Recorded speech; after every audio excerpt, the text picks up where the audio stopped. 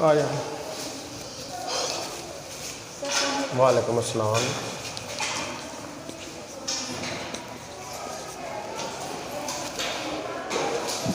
आज हमारा lecture number 44 है और कल मैं न्यूक्लियर रिएक्टर्स जो उस पर पहुँच गया था और उसमें हमने उसका पहला पार्ट जो है न्यूक्लियर रिएक्टर्स का कोर उसको स्टडी किया था।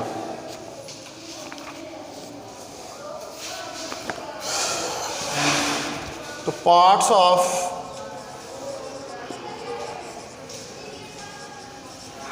न्यूक्लियर रिएक्टर, और इसमें पहला पार्ट जो है कोर वाला उसको हम स्टडी कर चुके हैं। ठीक है, तो सेकंड पार्ट जो है इसके अंदर वो है हमारे पास रिफ्लेक्टर।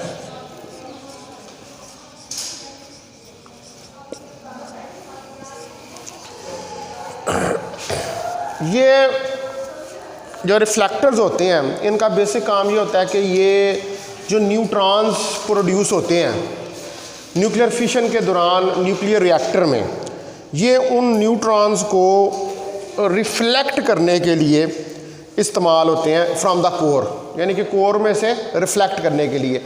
ज़ाहिर बात है आपको रिफ्लेक्ट करने की ज़रूरत पड़ती है। उसकी वजह ये है कि यहाँ तो आपने न्यूट्रॉन्स को रिएक्टर से बाहर निकालना है, यहाँ आपने न्यूट्रॉन्स जो हैं उनको ऑब्ज़र्व करवाना है। तो उसके लिए फिर जो न्यूट्रॉन्स हैं उनको किसी पर्टिकुलर डायरेक्शन में रिफ्लेक्ट करने की ज़रूरत होती है। तो उसके लिए रिफ्लेक्टर्स जो हैं वो यूज़ होते हैं। तो सम केसेस के अंदर ये जो मटीरियल्स होते हैं इनको हम मॉडरेटर्स के लिए भी यूज़ करते हैं, और यानी कि जो मटीरियल्स मॉडरेटर के लिए यूज़ होते हैं वही मटीरियल्स जो हैं वो रिफ्लेक्टर के लिए भी यूज़ होते हैं। ठीक है, तो the basic purpose of the reflector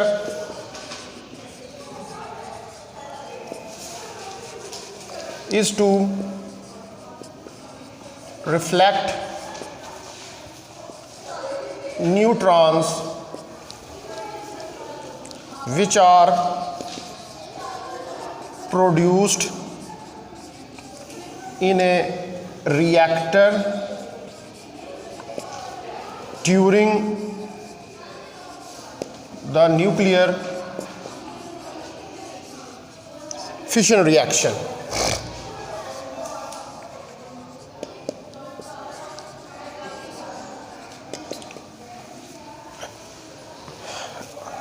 अच्छा, मुझे एक चीज़ याद आई है, आप लोगों के पास मैकेनिक्स की मेरी किताब पढ़ी हुई है किसी के पास?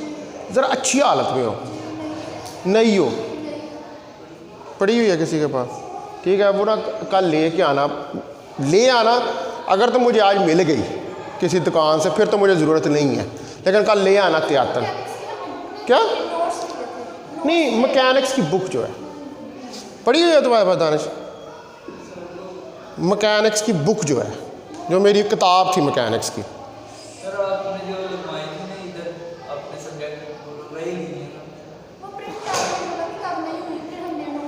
अच्छा, नोट्स बना ली, तक बुक नहीं ली थी है। ठीक है ठीक है ठीक है, कोई बात नहीं, ठीक है। कुछ ने ली थी, हाँ मेरा ख्याल थी कुछ के पास थी, लेकिन वो बच्चे छोड़ गए हुए हैं।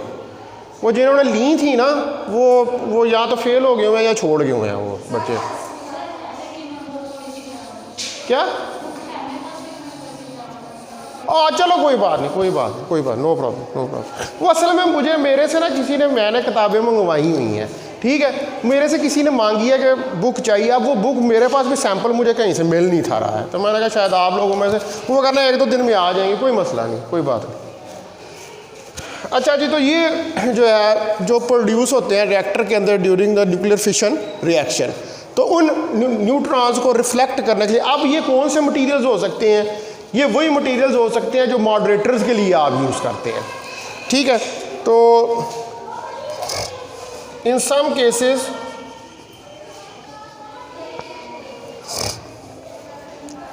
the same material is used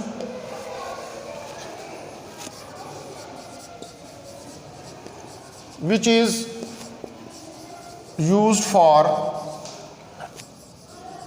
moderator. मैंने कहा सेम मटेरियल, अब कौन कौन से मॉडरेटर के थे, हैवी वाटर था, बेरिलियम है, ठीक है।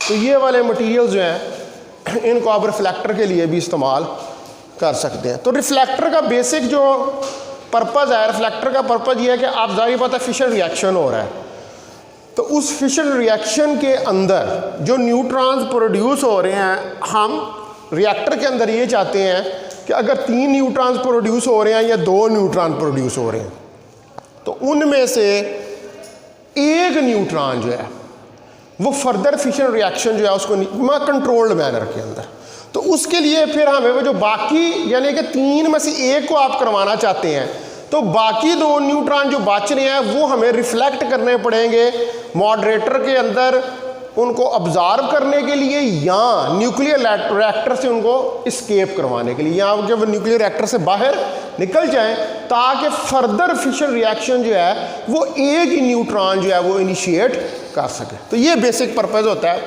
रिफ्लेक्टर का। उसके बाद तीसरे नंबर पर है कूलिंग सिस्टम।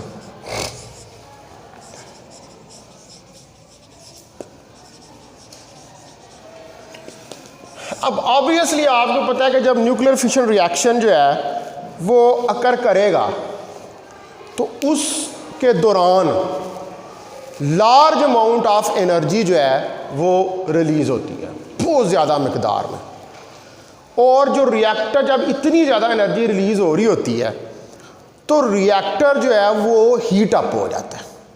और ये भी पॉसिबिलिटी है कि अगर आप रिएक्टर के अंदर कूलिंग सिस्टम जो है उसको ना रखें तो रिएक्टर जो है वो बर्न हो जाए या ब्रस्ट कर जाए, ये भी पॉसिबिलिटी है, ठीक है। यानी कि इतनी ज़्यादा मकदार में एनर्जी रिलीज़ होती है, तो उसके लिए फिर क्या करना पड़ता है, हमें कूलिंग सिस्टम का इंतज़ाम करना पड़ता है रिएक्टर के अंदर, ताकि जो एनर्जी है उसको यूटिलाइज किया जा सके, ठीक है, उस एनर्जी को यूटिलाइज किया जा सके। तो अब वो कूलिंग सिस्टम क्या होता है, वो कूलिंग सिस्टम जो है वो एक पाइप पे कंसिस्ट होता है जिसके अंदर कूलेंट भरा होता है। कूलेंट होता है ना, वो गाड़ी के अंदर भी जो बॉटल होती है उसके अंदर वो सब्ज़ रंग का डालते हैं, कूलेंट जिसको कहते हैं।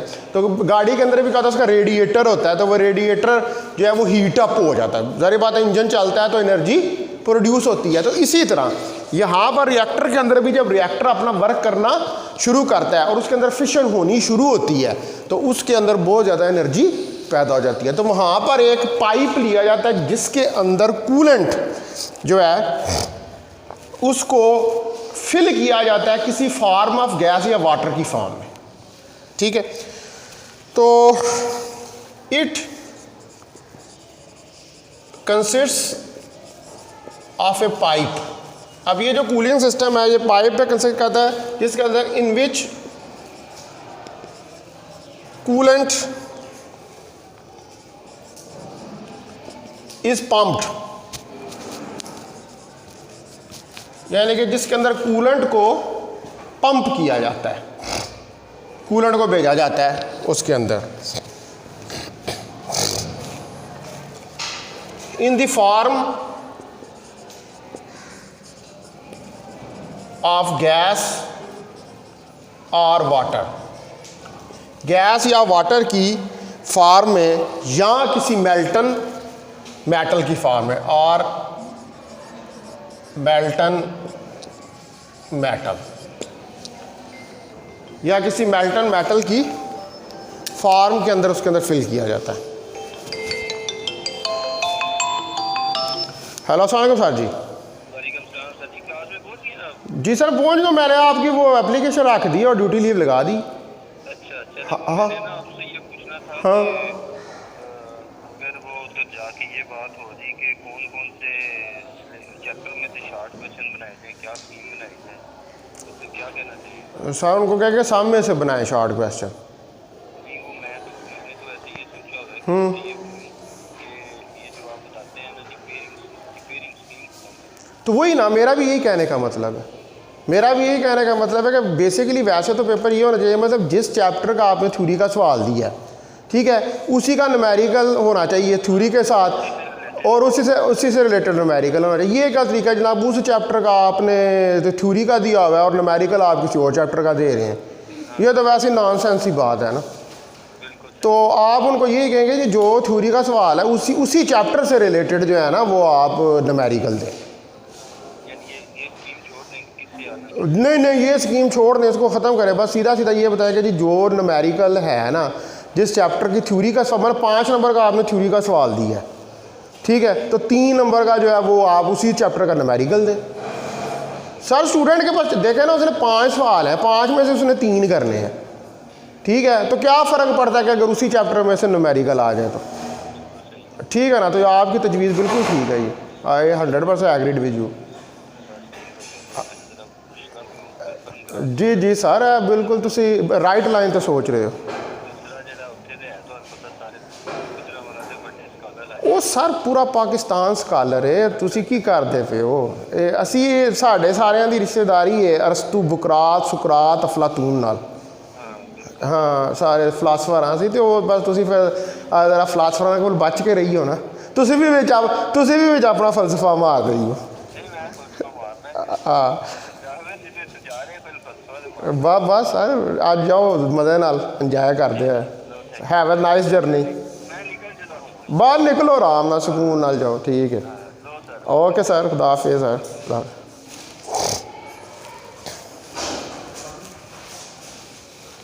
तो ये हम सब की हैं ना रिश्तेदारियाँ, बुकरात सुकरात अफलातून, हम सब के अंदर एक छोटा सा फ़िलासफ़र है सब के अंदर। तो वो जिसके अंदर फ़लसफ़ा बढ़ जाता है ना, वो उसके लिए फिर तबाही मचनी शुरू हो जाती है। ज़्यादा फ़लसफ़ा भी जो है वो आपकी सेहत के लिए नुकसानदेह है। अच्छा जी, तो ये पंप किया जाता है किसी मेल्टन गैस की फॉर्म, गैस वाटर या किसी मेल्टन मेटल की फॉर्म में, यानी कि इसको पंप किया जाता है उसके अंदर, तो उस पाइप के अंदर। अब ज़ाहिर बात है कि जिधर रिएक्टर के अंदर पाइप लगा हुआ है, अब वहाँ पर क्या होगा, जब ये कूलेंट आप उसके अंदर भेजेंगे तो अब ज़ाहिर बात है वो पाइप गर्म हो रहा होगा, ऑब्वियसली हीट एनर्जी रिलीज हो रही है, तो अब वहाँ पर अवेपोरेशन शुरू हो जाएगी। ज़ाहिर बात है जो कूलेंट आपने उसके अंदर भेजा है, चाहे वो मेटल है चाहे वो गैस है या वाटर है, वो क्या करेगा, वो अवेपोरेट हो, ज़्यादा गर्म हो, उसको एनर्जी मिलेगी तो वेपोरेशन शुरू, जैसे भाप निकलनी नहीं शुरू हो जाती, उस तरह का प्रोसेस जो है वो स्टार्ट हो जाए। तो जब अवेपोरेशन होती है तो क्या होता है, अवेपोरेशन का मतलब ये होता है कि जब किसी सिस्टम के अंदर अवेपोरेशन होती है तो इसका मतलब ये होता है कि वो कूल डाउन होना शुरू होता है। चाय है ना, चाय के अंदर आप चमची हिलाते जाएँ तो उसके अंदर से वो मॉलिक्यूल्स निकलते रहते हैं, तो हम कहते हैं ये वेपोरेशन हो रही है।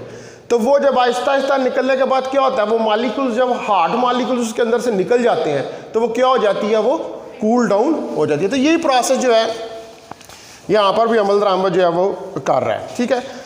तो जब पास करते हैं ये कोर के थ्रू, तो कूलेंट गैस जो है वो हीट होती है और ट्रांसफ़र होती है through a special arrangement to the operating body and then neutrons into the core of the reactor, ठीक है। मतलब ये पूरे रिएक्टर के अंदर जब आप इसको गुजारते हैं तो इसका इफेक्ट जो है वो पूरे रिएक्टर के अंदर आ जाता है, ठीक है। यानी कि एवेपोरेशन जो है वो पूरे रिएक्टर के अंदर शुरू हो जाती है और जो न्यूट्रॉन्स भी वहाँ पर निकल रहे होते हैं उसके अंदर, उसके ऊपर भी इसका असर होता है, बाकी जितनी एनर्जी रिलीज़ हो रही होती है उसके ऊपर भी इसका असरअंदाज ये होता है। तो पूरा रिएक्टर जो है फिर यानी कि वो एक खास थ्रेशोल्ड लिमिट जो है जिससे आगे मतलब जाने से ये पॉसिबिलिटी है कि आपका रिएक्टर जो है वो बर्स्ट हो जाए या आपका रिएक्टर जो है उसके अंदर आग लग जाए या वो बर्न हो जाए, ये कूलेंट जो होता है ये उससे रोक देता है, क्योंकि ये पूरे का टेम्परेचर जो है वो क्या करता है, वो नॉर्मलाइज कर देता है, एक ख़ास लिमिट तक ले आता है कि जिसके अंदर रिएक्शन जो है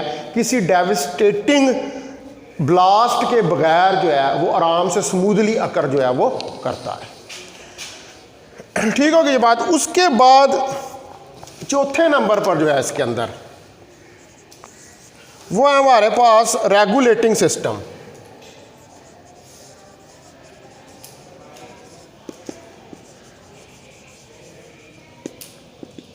अब कोई भी जो सिस्टम होता है उसके कोई रूल्स एंड रेगुलेशंस होते हैं, ठीक है। तो ये भी एक बाकायदा सिस्टम है।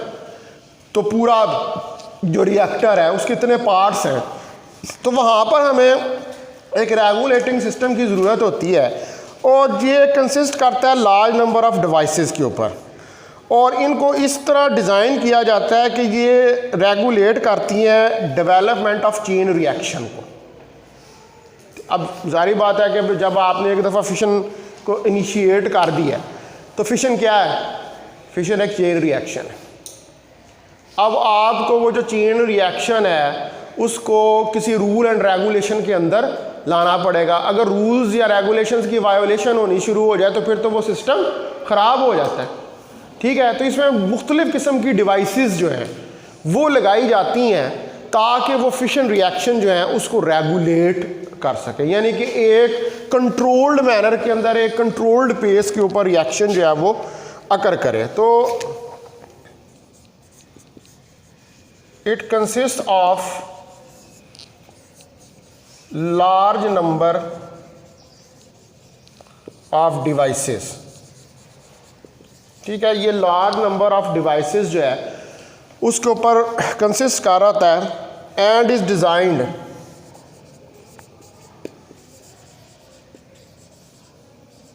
such that to regulate the development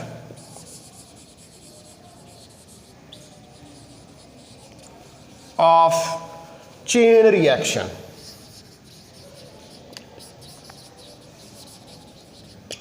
यानी कि आपका जो चेन रिएक्शन हो रहा है उसकी डेवलपमेंट को रेगुलेट करता है। तो इसके अंदर जो हमारे पास जो चीज़ें इंक्लूड होती हैं उसमें इंस्ट्रूमेंट्स हैं for measuring neutron flux, control rod होती हैं जो कंटेन कर रही होती हैं केडियम और बोरान, जो कि यूज़ की जाती हैं स्पीड को कंट्रोल करने के लिए फिशन चेन रिएक्शन के।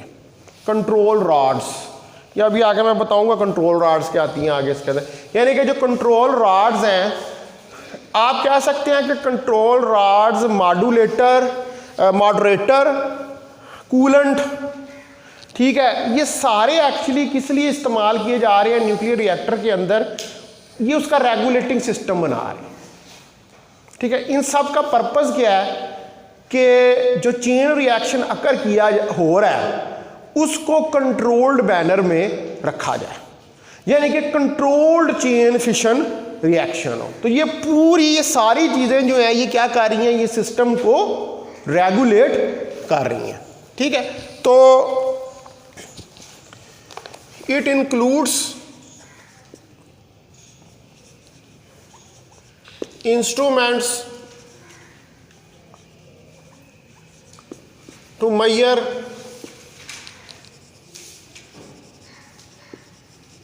न्यूट्रॉन फ्लक्स, ठीक है। इसके अंदर कुछ इंस्ट्रूमेंट्स लगे।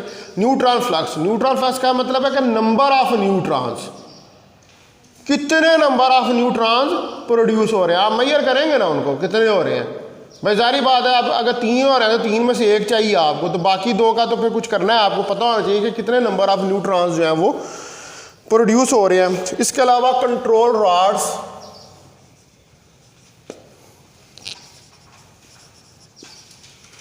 containing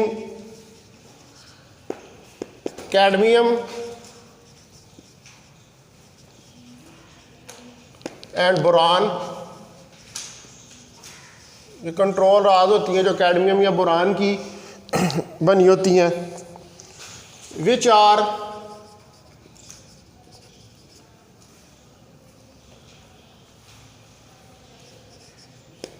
यूज्ड to control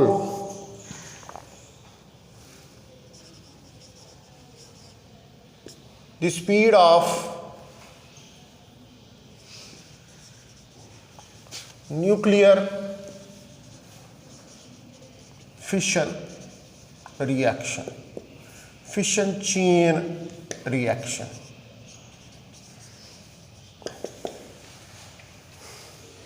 ठीक है, ये जो है सारी चीज़ें ये रेगुलेटिंग सिस्टम के अंदर जो है वो आ जाती हैं, ठीक है। ये सब स्पीड ऑफ न्यूट्रॉन्स को कंट्रोल। अब ज़ाहिर बात है कि आप जितनी ज़्यादा स्पीड न्यूट्रॉन की बढ़ाएंगे, ठीक है, जितनी ज़्यादा स्पीड आप न्यूट्रॉन की बढ़ाएंगे उतनी ज़्यादा काइनेटिक एनर्जी जो है वो इंक्रीज होगी, और जितनी ज़्यादा काइनेटिक एनर्जी इंक्रीज होगी उतनी ज़्यादा फिशन चेन रिएक्शन जो है वो ज़्यादा तेज़ी से प्रोसीड करेगा, ठीक है, वो ज़्यादा डेवस्टेटिंग होगा। तो ये सारी चीज़ें यानी कि कंट्रोल रॉड्स, मेजरमेंट के लिए जो टूल्स यूज़ किए जाते हैं, कूलेंट, ये सब चीज़ें क्या हैं, इनका काम क्या है, रिएक्शन को कंट्रोल करना, ठीक है। बेसिक थीम क्या है पीछे इसकी, कि रिएक्शन को कंट्रोल करना, रिएक्शन को आपने कंट्रोल करना है ताकि आप यूज़फुल पर्पज़ के लिए एनर्जी जो है उसको इस्तेमाल कर सकें। अच्छा, उसके बाद 4 हो गए, 5वां जो है इसके अंदर वो है बायोलॉजिकल शील्ड्स। अब जारी बात है कि जो आपका न्यूक्लियर रिएक्टर है उसके अंदर जब फिशन रिएक्शन अगर कर रहा है तो एनर्जी रिलीज़ हो रही है, और वो इतनी ज़्यादा एनर्जी होती है कि वो अगर रिएक्टर से बाहर निकल जाए तो वो उस जगह पर रिएक्टर की सराउंडिंग में बहुत ज़्यादा नुकसान पहुंचा सकती है, क्योंकि उसका टेम्परेचर जो है वो बहुत ज़्यादा होता है, ठीक है। तो फिर हमें रिएक्टर के अंदर शील्डिंग की ज़रूरत पड़ती है। शील्ड क्या है, अब शील्ड, आप इस कमरे के अंदर बैठे हुए हैं तो ऑब्वियसली हवा अंदर आ रही है, ठीक है, वो एक मक्खी आती है रोज़ अंदर, 2-3 है वो इकट्ठी, वो तंग करती हैं आके, ठीक है। अब क्यों है ये हो रहा है कि कमरा पूरी तरह शील्ड नहीं है, हवा चलेगी, अभी चलनी शुरू हो जाए तो आपको ऐसा लगेगा भाई अंदर हवा आ रही है तो सर्दी लग रही है, तो that is not completely shielded, environment का इफेक्ट हो रहा है इसके ऊपर। तो अब जिस जगह पर आपका रिएक्टर पड़ा हुआ है, ठीक है, जहाँ पर आप रिएक्शन करवा रहे हैं, अब ऑब्वियसली वहाँ पर भी जो उसका कांटेक्ट होगा एनवायरनमेंट के साथ, जाहिर बात है किसी एनवायरनमेंट में ही है ना रिएक्टर, जिस जगह पर भी न्यूक्लियर रिएक्टर लगा हुआ, तो अब उसके अंदर एनर्जी रिलीज हो रही है। अगर आप उस एनर्जी को उस रिएक्टर के अंदर नहीं रखेंगे, उसकी शील्डिंग नहीं करेंगे, यानी कि उसको कवर नहीं करेंगे चारों तरफ से, तो फिर क्या होगा, वो एनर्जी रिएक्टर से बाहर जाएगी, और जब वो एनर्जी रिएक्टर से बाहर जाएगी तो आपको पता है कि कितनी लार्ज अमाउंट ऑफ एनर्जी जो है वो फिशन में रिलीज होता है, तो उसके इर्द गिर्द के अंदर जो है वो बहुत ज़्यादा डेवस्टेटिंग कर सकती है। इसलिए जिन जगहों पर न्यूक्लियर रिएक्टर्स लगाए जाते हैं वहाँ पर शील्डिंग का प्रॉपर सिस्टम जो है उसको डिज़ाइन किया जाता है, ठीक है, ताकि जो न्यूक्लियर एनर्जी रिलीज हो रही है उसका इफेक्ट एनवायरनमेंट के ऊपर ना हो सके, ठीक है। तो हमारा जो नेक्स्ट जो है वो 5वां वो है बायोलॉजिकल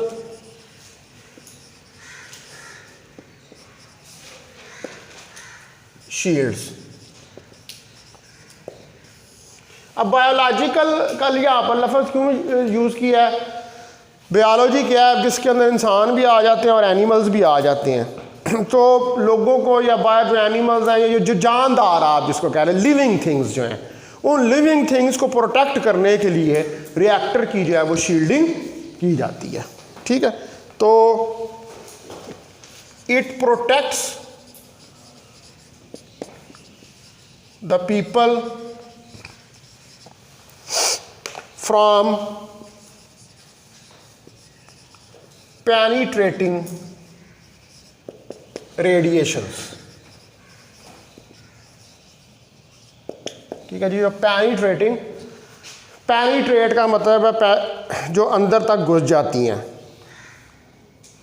तो जो ये शील्ड है, it may consist of this shield may consist of concrete walls,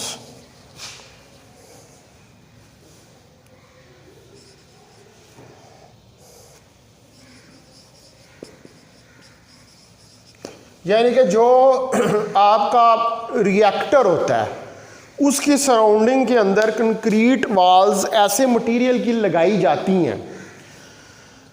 अब जाहिर बात है कि एनर्जी है तो क्या है, एनर्जी रेडिएशंस हैं, तो वो रेडिएशंस जो हैं ऐसी रेडिएशंस हैं कि जो क्यू एनर्जी रिलीज़ हो रही है एक्चुअली वो क्या है, वो गैमा रेज है।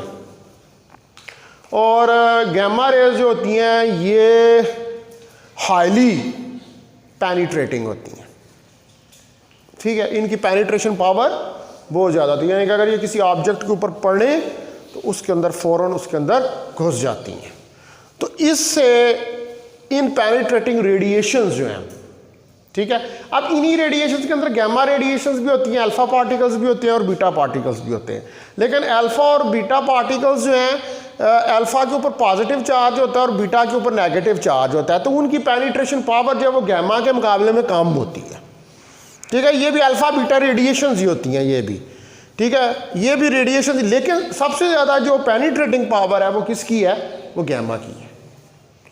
तो उससे मैं करने के लिए कंक्रीट की वॉल्स उस पूरे रिएक्टर की सराउंडिंग में बना दी जाती हैं ताकि जो एनर्जी रिलीज हो, जो रेडिएशन रिलीज हो, वो उस वॉल्स के अंदर अब्जॉर्ब हो जाए, ठीक है। ये हो गया हमारा 5। और फिर बायोलॉजिकल का मतलब यहाँ पर जाहिर बात है, अब उस रिएक्टर के इर्द गिर्द ह्यूमंस होंगे, जानवर होंगे, लिविंग थिंग्स होंगी, तो जब रेडिएशंस बाहर नहीं निकलेंगी तो वो बायोलॉजिकल लिविंग थिंग्स जो हैं वो इन रेडिएशन से महफूज रहेंगी। अच्छा जी, उसके बाद आ जाए 6 नंबर पे मॉडरेटर। इसका तो हम पहले भी जिक्र कर रहे हैं। मॉडरेटर तो जो फास्ट न्यूट्रॉन्स एमिट होते हैं ड्यूरिंग द फिशन रिएक्शन, इनकी काइनेटिक एनर्जीज जो हैं वो होती हैं फ्यू मेगा इलेक्ट्रॉन वोल्ट्स की। यानी कि दो रिएक्शन आपने देखे थे, एक के अंदर 3 हो रहे थे, एक के अंदर 2 हो रहे थे, ठीक है। तो ये फास्ट न्यूट्रॉन्स होते हैं, यानी कि इनकी वेलोसिटी जो है वो बहुत ज़्यादा होती है। तो फ्यू मेगा इलेक्ट्रॉन वोल्ट की इनकी एनर्जी होती है। तो इसका मतलब है कि इनकी जो है वो लो प्रोबेबिलिटी होती है इंड्यूस करने की न्यू फिशंस, नए फिशन इंड्यूस करने की। तो हमें क्या होता है कि इन न्यूट्रॉन्स को, यानी कि जो 3 न्यूट्रॉन्स, अब ज़ाहिर बात है कि अगर आपका जो रिएक्टर है जहाँ पर ये जो बात है कि जी इनकी प्रोबेबिलिटी लो होती है फिशन को, अब आपका जो रिएक्टर है उसके अंदर आपने यूरेनियम 23592 को फिल किया होगा उसकी कोर के अंदर, यूरेनियम 23592 फिल किया होगा उसकी कोर में। तो यूरेनियम 23592 जो है वो फास्ट न्यूट्रॉन्स के लिए तो सूटेबल है ही नहीं है। समझ आ रही है? फास्ट न्यूट्रॉन्स किस में फिशन इनिशिएट करते हैं? यूरेनियम 23892 के अंदर। तो यूरेनियम 23592 तो इस्तेमाल ही इसलिए रिएक्टर के अंदर होता है ताकि कंट्रोल्ड फिशन रिएक्शन जो है उसको इनिशिएट किया जा सके। तो अब फास्ट, जाहिर बात है जब रिएक्शन शुरू हुआ है, कोर है आपकी, रिएक्शन स्टार्ट हुआ है, तो वो जो फास्ट न्यूट्रॉन्स हैं जो निकल रहे हैं, फर्दर फिशन को इनिशिएट करने के लिए यूरेनियम 23592 के अंदर इनकी वेलोसिटीज को कंट्रोल करना ज़रूरी है, यानी कि इनको स्लो डाउन करना पड़ेगा। अगर ये स्लो डाउन होंगे तो ये फिशन क्रिएट कर पाएंगे किसके अंदर? यूरेनियम 23592 में। अगर ये फास्ट रहेंगे तो फिर ये फिशन क्रिएट यूरेनियम 23592 में नहीं कर पाएंगे, ठीक है। तो मॉडरेटर जो होते हैं वो स्लो डाउन करते हैं इन न्यूट्रॉन्स को, जिससे इंक्रीज हो जाता है चांस बढ़, यानी कि प्रोबेबिलिटी बढ़ जाती है कि फिशन रिएक्शन जो है वो स्टार्ट हो जाएगा, ठीक है। ये मॉडरेटर्स जो होते हैं ये बेरिलियम और हैवी वाटर इसको फिल किया होता है कोर के अंदर जो यूरेनियम का फ्यूल होता है उसके साथ। तो ये इन मॉडरेटर्स का बेसिकली काम क्या होता है कि जो तेज़ न्यूट्रॉन्स होते हैं ये उनकी वेलोसिटीज़ को स्लो कर देते हैं। तो जाहिर बात है कि जब ये वेलोसिटी को स्लो कर देंगे तो उनकी काइनेटिक एनर्जी भी कम हो जाएगी, ठीक है। तो अब जो मटीरियल यूज़ होते हैं इनको स्लो डाउन करने के लिए वो क्या करते हैं? वो फास्ट न्यूट्रॉन्स जो हैं उनके साथ कोलाइड करते हैं। जाहिर बात है कि अब न्यूट्रॉन निकले हैं, आपने उसके अंदर जो मटेरियल फिल किया हुआ है अब न्यूट्रॉन उस मटेरियल जो फिल किया हुआ है, जिसको आपने एज ए मॉडरेटर के तौर पर यूज़ किया हुआ है, न्यूट्रॉन निकल के उसके साथ टकराएंगे। जब वो कोलिजन्स होंगे तो कोलिजन में क्या होता है, न्यूट्रॉन अपनी कुछ एनर्जी उस मटेरियल को प्रोवाइड करेंगे, और जब वो मटेरियल को एनर्जी प्रोवाइड करेंगे तो उन न्यूट्रॉन्स की एनर्जी क्या होगी, कम हो जाएगी। तो जब कम हो जाएगी, काइनेटिक एनर्जी कम हो जाएगी, तो उनकी वेलोसिटी भी कम हो जाएगी। ठीक है, तो the fast neutrons are emitted in the nuclear fission reaction। Fast neutrons जो हैं वो एमिट होते हैं with kinetic energies of a few mega electron volt. इनके कुछ few मेगा इलेक्ट्रॉन वोल्ट की काइनेटिक एनर्जीज जो हैं होती हैं। Hence they have low probability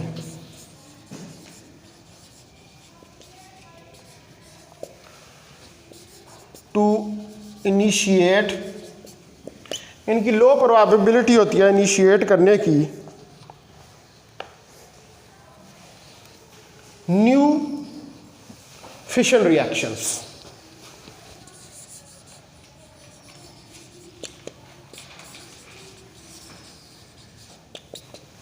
फिर फर्दर जो चेन रिएक्शन है उसको करने के लिए इनकी प्रोबेबिलिटी जो है वो कम होती है।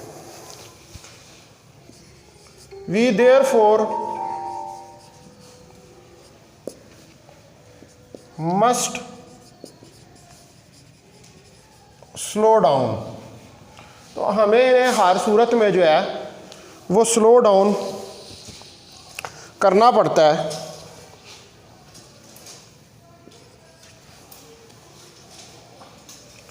और moderate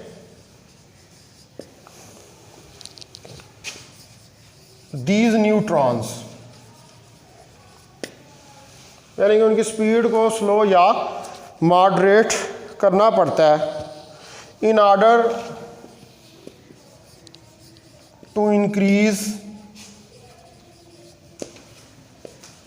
the chance of occurrence of fission chain reaction।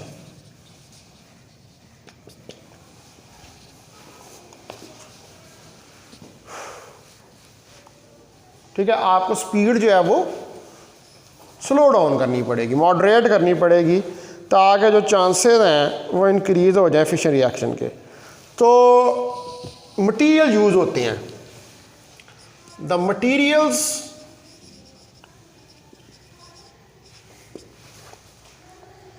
used to slow down the fast neutrons. कुछ मटेरियल यूज़ किए जाते हैं इन न्यूट्रॉन्स को स्लो डाउन करने के लिए थ्रू कोलिजन्स।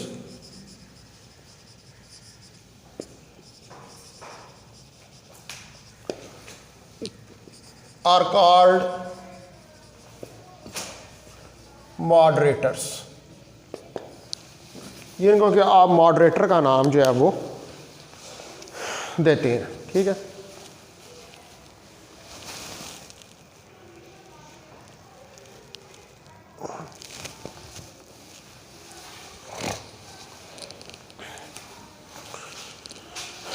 अब जो ये मॉडरेटर हैं, जो अच्छा मॉडरेटर होता है वो स्लो डाउन कर देता है न्यूट्रॉन्स को without capturing the energy of fast neutron. Hardly, ठीक है। व्हेन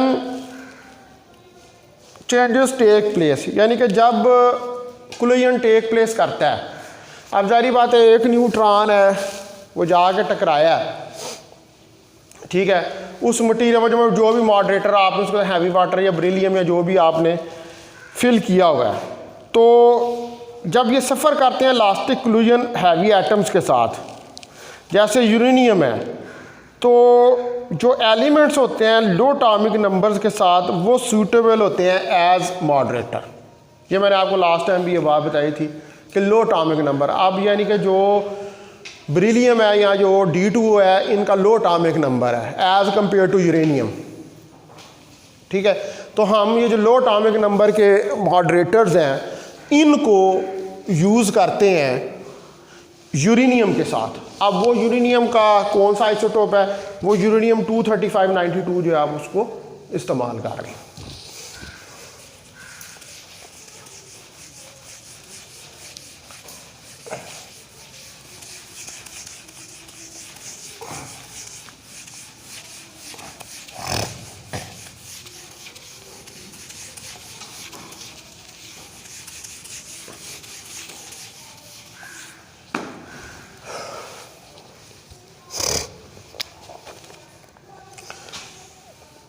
तो अ गुड मॉडरेटर, एक अच्छा मॉडरेटर जो है, must slow down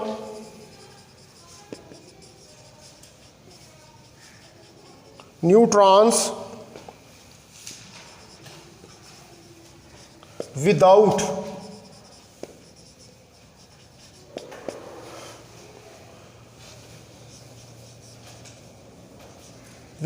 capturing the energy of fast neutrons.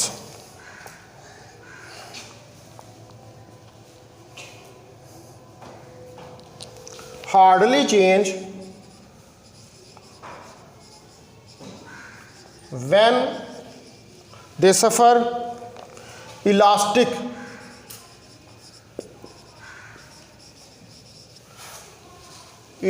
collisions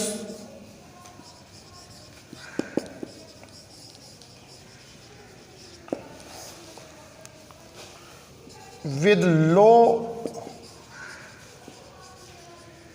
atomic number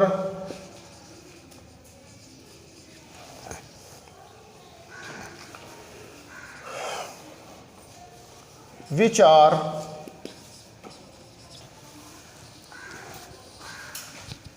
suitable as moderator.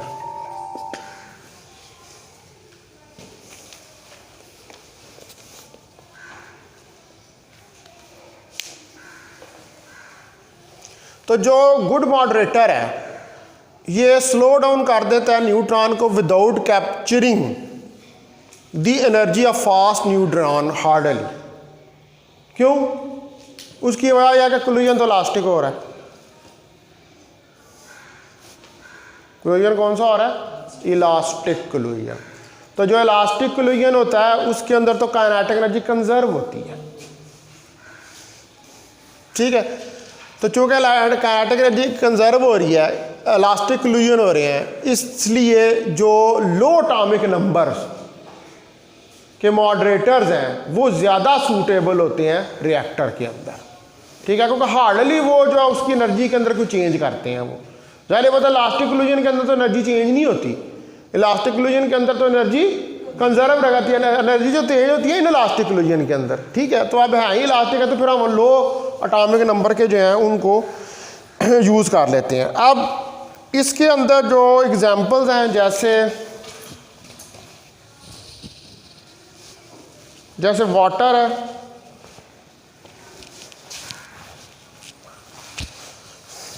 Examples इसकी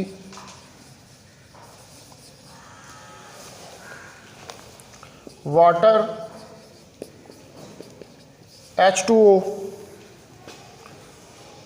ठीक है। इसको यूज़ किया जा सकता है एज ए मॉडरेटर H2O, लेकिन जो can be used as moderator but heavy water D2O is much better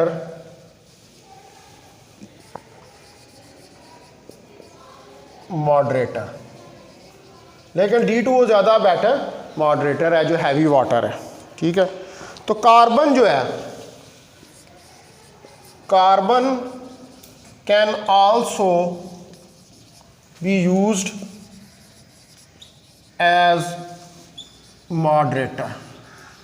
तो जो कार्बन है उसको भी आप एज ए मॉडरेटर के तौर पर यूज़ कर सकते हैं। अब ज़हन में एक सवाल पैदा होना चाहिए,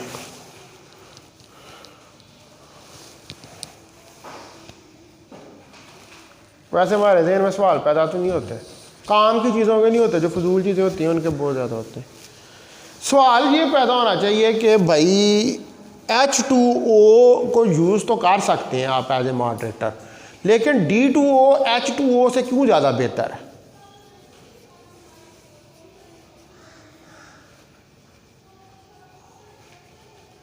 सवाल पैदा हुआ नहीं? अब हुआ है, जब मैंने कहा तो पहले भी हो रहा था। अच्छा, पूछा नहीं आप क्यों भाई, क्यों आप D2O को ज़्यादा प्रेफर? अब D2O ड्यूटेरियम है,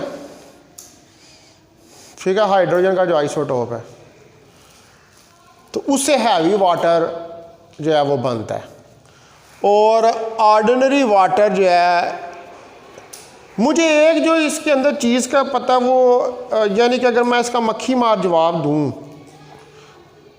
बगैर कंसेप्ट के, तो मैं कहूँगा जी H2O जो है वो स्लो डाउन नहीं करता न्यूट्रॉन्स को, लेकिन D2O जो है वो ज़्यादा स्लो डाउन कर देता है न्यूट्रॉन्स को। लेकिन अब फिर यहाँ पर सवाल पैदा होता है कि क्यों H2O को क्या तकलीफ़ है? नहीं, बॉइलिंग पॉइंट का तो इससे तल्लक नहीं है।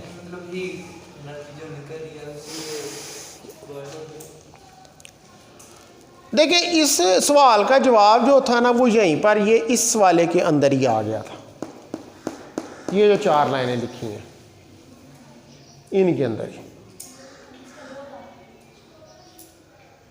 ठीक है, ये इसी के अंदर ही जो। अब देखें, जो ऑब्वियसली मॉडरेटर है ना, मॉडरेटर जो है वो भी तो कोई एलिमेंट ही है जिसको आप यूज़ कर रहे हैं।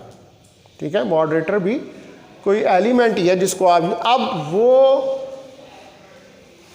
चाहे वाटर है, ऑर्डिनरी वाटर है या ब्रिलियम है, ठीक है, इसकी अब ये जो एलिमेंट्स हैं obviously they have some chemical properties,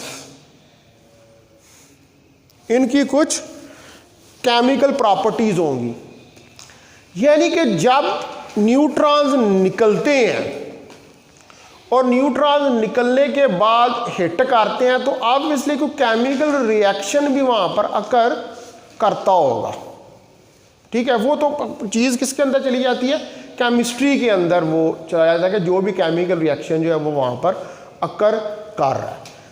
लेकिन जो ड्यूट्रियम है इसके अंदर आप देखिए तो 2H1 होता है ये, ठीक है, ये होता है ड्यूट्रियम, और जो सिंगल हाइड्रोजन है प्रोटियम जो है वो ये है। तो यहां पर क्या फर्क है? आप मैसिव है, ठीक है, ये क्या है, ये मैसिव है। तो इसका मतलब है कि ये चूंकि इसके अंदर एक प्रोटॉन और एक न्यूट्रॉन है और इसके अंदर सिर्फ एक प्रोटॉन है, तो अब प्रोबेबिलिटी ऑफ कोलिजन किसके लिए ज्यादा होगी, इसके लिए या इसके लिए? No you get the answer, ठीक है। इसलिए आप जो है फिर वो वाटर की जगह कहते हैं, आम पानी की जगह कहते हैं कि हम जो है वो हैवी वाटर को यूज करें। और ब्रिलियम भी क्या होती है, मेरा 4-2 होती है वो, और मुझे याद नहीं है, ये वो पीरियोडिक टेबल में से देख लेना, वो भी मेरा ब्रिलियम भी जो है ना वो 4-2 होती है। जैसे हीलियम है ना 4-2, इसी तरह ब्रिलियम या उसका कोई और आइसोटोप भी होता होगा, मुझे याद नहीं। ये आप पीरियोडिक टेबल से जो है ना इसको चेक कर सकते। 12 इसका आंसर ये है कि आप इसके अंदर एक न्यूट्रॉन और एक प्रोटॉन है, उसके अंदर सिर्फ प्रोटॉन है, ठीक है। अच्छा, तो कार्बन जो है वो क्या होती है, वो 12-6 होती है। कार्बन के और भी बहुत सारे आइसोटोप्स हैं, ठीक है, तो उनको भी आप एज ए मॉडरेटर के तौर पर जो है वो यूज कर सकते हैं। अच्छा, ये हो गया छठा पॉइंट। अब आ जाए आप 7th के ऊपर। 7th पॉइंट है आपका कंट्रोल रॉड्स। अब जो आपके रिएक्टर का सिस्टम है, ठीक है, रेगुलेटिंग सिस्टम, उस रेगुलेटिंग सिस्टम के अंदर कंट्रोल रॉड्स भी आती हैं। बेसिकली कंट्रोल रॉड जो होती हैं इनका मकसद ये होता है कि कब आपने रिएक्शन को स्टार्ट करना है और कब आपने रिएक्शन जो है उसको स्टॉप करना है। कंट्रोल मतलब रिएक्शन को कंट्रोल कर रहे हैं आप, कब रिएक्शन को स्टार्ट करना है और कब रिएक्शन को स्टॉप करना है। तो जो इंटेंसिटी लेवल होते हैं न्यूक्लियर फिशन के, कितनी शिद्दत का न्यूक्लियर फिशन रिएक्शन हो रहा है, उनको जो वो कंट्रोल किया जाता है कंट्रोल रॉड से, जो कि कैडमियम या बोरान की स्टील रॉड्स होती हैं, जिनको हम असेस्टर्स का नाम भी देते हैं, ठीक है। ये रॉड्स यानी कि वो जिधर फ्यूल होता है ना, उस फ्यूल के अंदर इन रॉड्स को डिप कर देते हैं। तो जब ये इन रॉड्स को डिप कर देते हैं तो ये रॉड्स के अंदर एक बहुत बड़ी खसूसियत होती है कि ये न्यूट्रॉन अब्जॉर्बिंग होती हैं, ठीक है। ये न्यूट्रॉन को बड़ी तेज़ी से अब्जॉर्ब करती हैं। तो जो ही आप डिप करते हैं फ्यूल के अंदर, अब जाहिर बात है रिएक्शन तो इनिशिएट हो रहा था, अब जो ही आपने इनको डिप किया तो इन्होंने क्या किया, इन्होंने जितने न्यूट्रॉन्स जो हैं वो प्रोड्यूस हो रहे थे, ठीक है, उन न्यूट्रॉन्स को अपने अंदर अब्जॉर्ब कर लिया।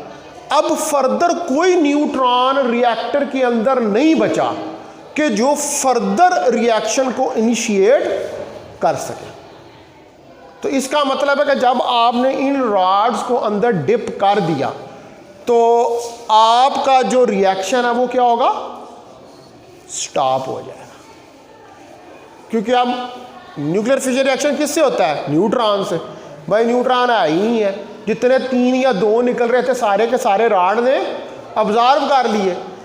अब दोबारा रॉड को बाहर निकालेंगे उसमें से तो दोबारा से रिएक्शन जो है वो स्टार्ट हो जाए, ठीक है। तो ये रिएक्शन को कंट्रोल करने के लिए इसको इस्तेमाल किया जाता है।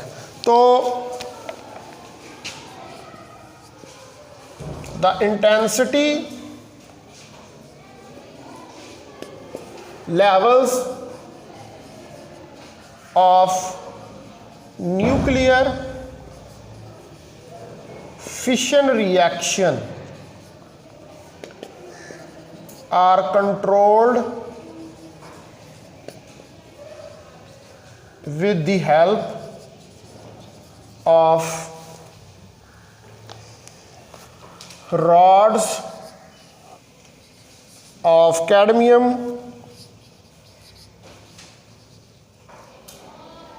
और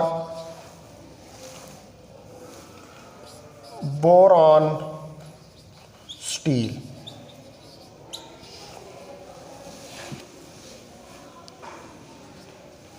या बोरॉन स्टील जो है, ठीक है, इनको हम क्या कहते हैं, they are known as arresters.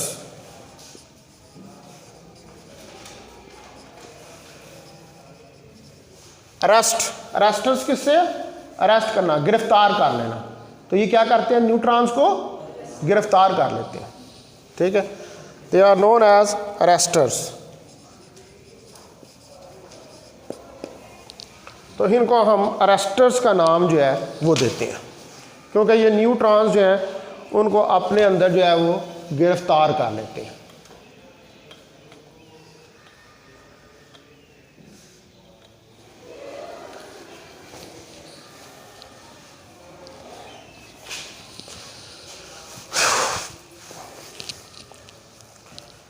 तो जो दोनों जो है बोरान और कैडमियम, इनका हाई क्रॉस सेक्शन होता है for the absorption of neutrons. तो मैंने आपको शुरू में ये बात बताई है कि ये बड़े अच्छे ऑब्जार्वर्स होते हैं किसके? न्यूट्रॉन्स के। तो जब इंसर्शन होती है कंट्रोल रॉड की किसी भी फ्यूल के अंदर, तो वो क्या करती है? वो रिएक्शन को रोक देती है, रिएक्शन स्टॉप हो जाता है, रिएक्शन जो है वो शट डाउन हो जाता है, ठीक है। और जो ही आप जब इन कंट्रोल रॉड्स को बाहर निकाल लेते हैं, ठीक है, तो फिर वो दोबारा रिएक्शन जो है वो बिल्डअप होना शुरू हो जाता है। तो यानी कि इन कंट्रोल रॉड्स का बेसिक मकसद या बेसिक पर्पज़ ये है कि कब आपने रिएक्शन को शुरू करना है और कब आपने रिएक्शन को स्टॉप करना है, ठीक है। क्योंकि ये बेसिकली जो बोरान और कैडमियम है, इनका high cross sectional area for the absorption of neutrons, ठीक है, कि ये इनका जो एरिया है वो ज़्यादा एरिया जो है वो न्यूट्रॉन को अपने अंदर अब्जॉर्ब कर लेता है।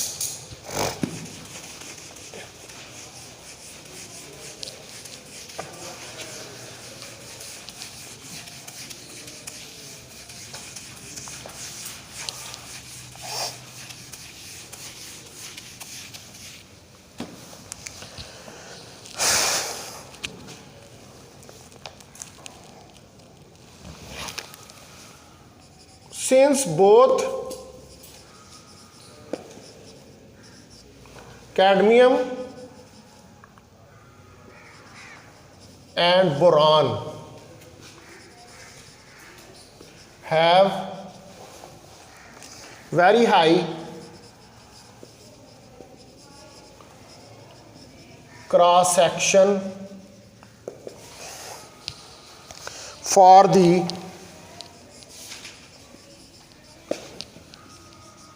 absorption of neutrons.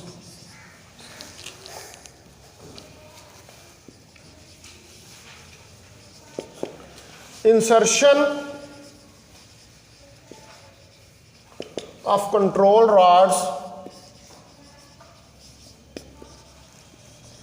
जो इंसर्शन है कंट्रोल रॉड्स की, quickly shut down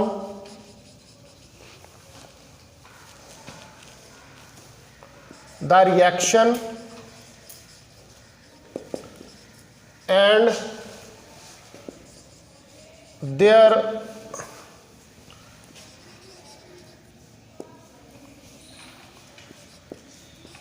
withdrawal,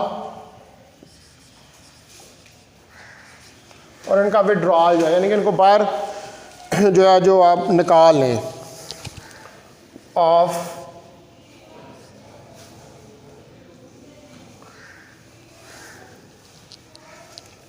and their withdrawal allows the reaction to build up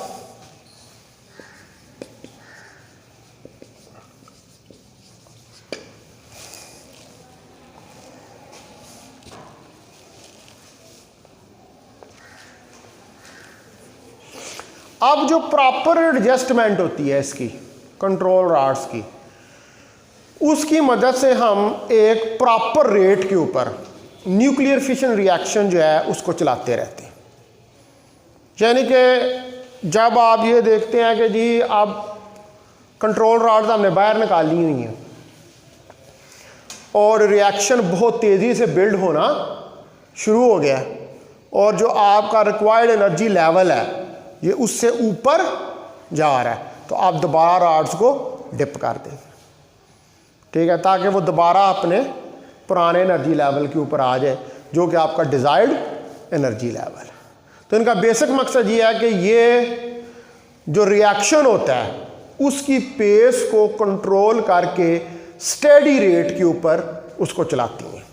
यानी कि इनकी इंसर्शन और इनकी विड्रॉल, इनकी इंसर्शन और इनकी विड्रॉल वो इस चीज़ के ऊपर डिपेंड करती है, ठीक है, कि आपका जो रिएक्शन है वो किस पेस के ऊपर अकर कर रहा है। जो ही पेस बढ़ेगी इनको डिप कर देंगे, न्यूट्रॉन को ऑब्जर्व कर लेंगे, पेस कम हो जाएगी, रिएक्शन स्टॉप हो जाएगा। फिर आप चाहते हैं कि आप स्टार्ट करना है, रॉड्स को बाहर निकालना, दोबारा से रिएक्शन जो है वो स्टार्ट हो जाए। तो एक स्टेडी रेट के ऊपर जो है वो आपका रिएक्शन जो है वो इस तरह चलता रहेगा। अच्छा जी, उसके बाद 8वां जो इसके अंदर पार्ट है उसको कहते हैं हीट एक्सचेंजर।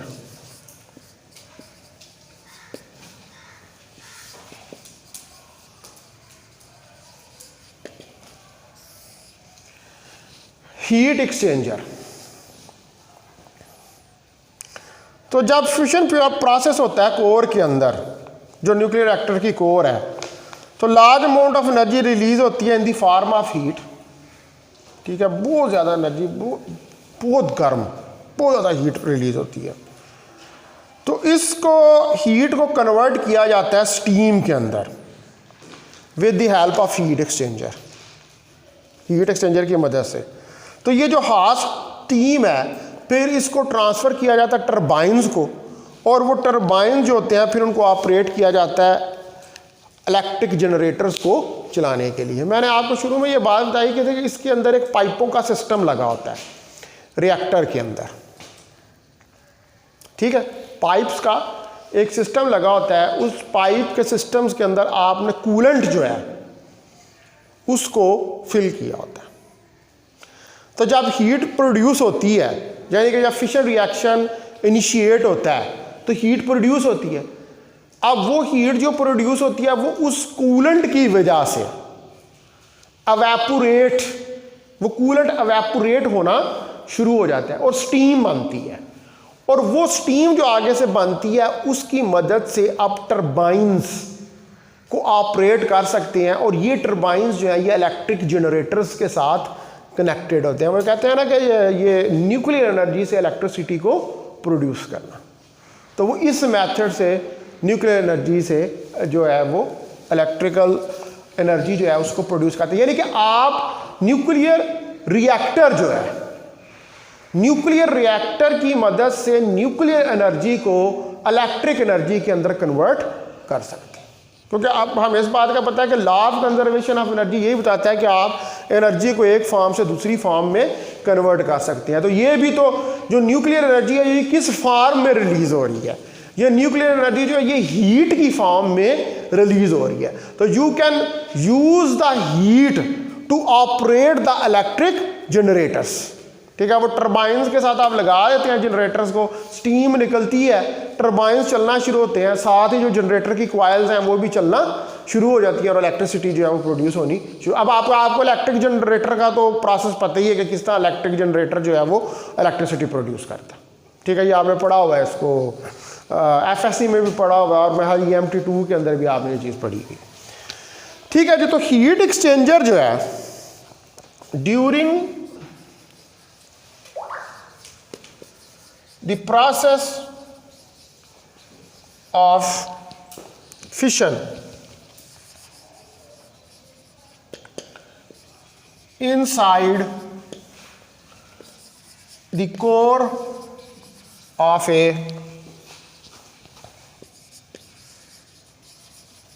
न्यूक्लियर रिएक्टर, ठीक है। जो कोर की न्यूक्लियर रिएक्टर है उसके अंदर a large amount of energy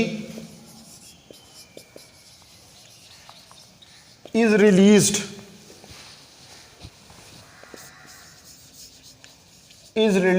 in the form of heat। तो लार्ज अमाउंट ऑफ एनर्जी जो है वो हीट की फॉर्म में रिलीज होती है। which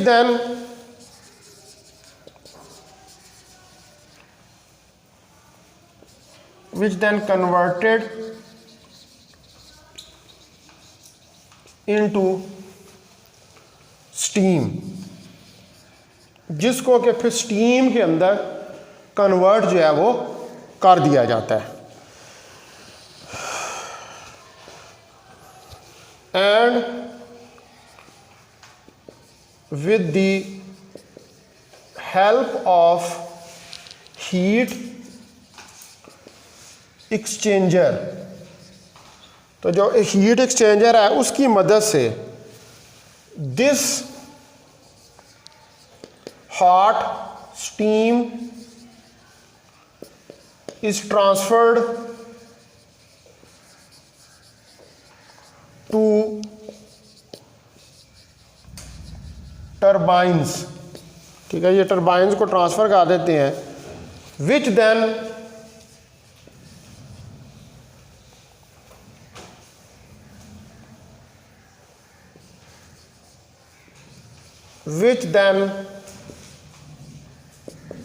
यूज्ड टू ऑपरेट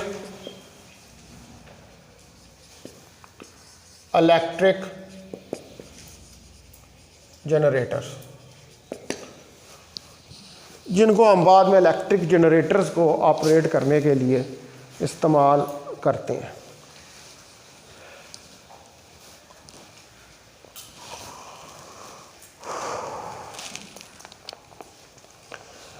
ठीक है जी, अब ये जो है रिएक्टर, मैंने जो न्यूक्लियर रिएक्टर है ये जितनी मैं डिटेल से पढ़ा सकता था मैंने पढ़ा दी। ठीक है, अब न्यूक्लियर रिएक्टर तो ख़त्म हो गया, कि ये जो कंट्रोल्ड फिशन रिएक्शन के लिए ये वाला न्यूक्लियर रिएक्टर यूज़ होता है। इसके आपने कितने पार्ट्स पढ़े हैं? 8 पार्ट पढ़े, और हर पार्ट का फंक्शन आपने स्टडी किया है कंप्लीटली, कि हर पार्ट जो है वो न्यूक्लियर रिएक्टर के अंदर किस तरह करता है। तो अब आपसे वो क्वेश्चन पूछ सकता है इम्तिहान के अंदर कि एक तो वो कहेगा कि right A note on a nuclear reactor, तो ये सारा लिखना पड़ेगा, या वो पूछेगा कि what is nuclear reactor, describe its construction and working, उसके अंदर भी ये सारा कुछ लिखना पड़ेगा। या वो कहेगा कि what is nuclear reactor, describe the function of its different parts, तो तब भी यही सारा कुछ लिखना पड़ेगा। तो 3 तरीक़ों से ये क्वेश्चन जो है ये एग्ज़ाम के अंदर आ सकता है। ठीक है जी, यहाँ तक बात हो। अब आया अब next types of nuclear reactors के ऊपर। अभी तो हमने एक न्यूक्लियर रिएक्टर पढ़ा है जो कंट्रोल्ड फिशन रिएक्शन के लिए यूज़ होता है। अब आया अब टाइप्स जो है,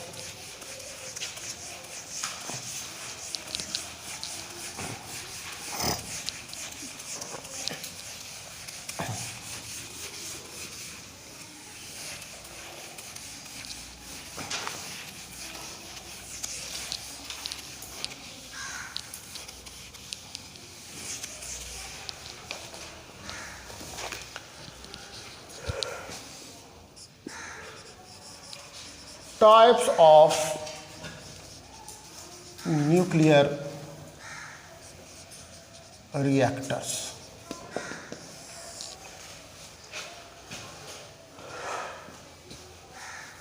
ये बोर तो लग रहा होगा काफ़ी, नहीं लग रहा है? नहीं बाकी फिर इसका मतलब मैं अच्छा पढ़ा रहा हूँ, अगर बोर नहीं लग रहा तो। मगर ना, ये मुझे बड़ा बोर लगता है। ये इसके अंदर बहुत ज़्यादा थ्योरी है, उसको एक्सप्लेन करना जो है ना वो टफ़ है बहुत। चलो ये तो अच्छी बात है फिर कि बोर नहीं लग रहा।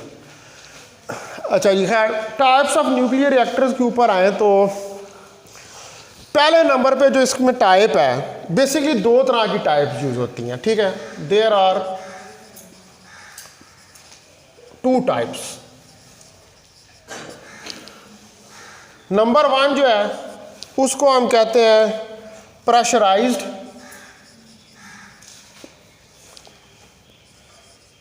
Water reactor.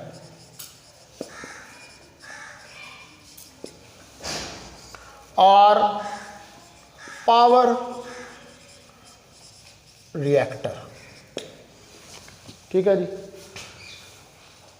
वाटर रिएक्टर यानी कि जिसके अंदर वाटर को फिल किया होता है, कूलेंट फिल किया होता है।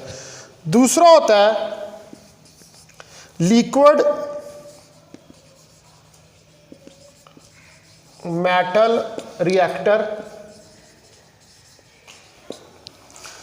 और यूरेनियम